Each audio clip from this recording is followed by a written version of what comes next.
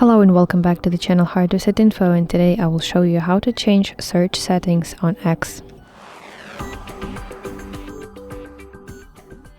So for this one I will use my browser because when I use my mobile application this function just doesn't show to me. So open browser and go to official website of X. This is x.com.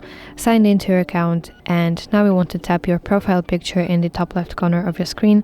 Scroll to settings and privacy, enter privacy and safety, find content you see section, and eventually enter section search settings.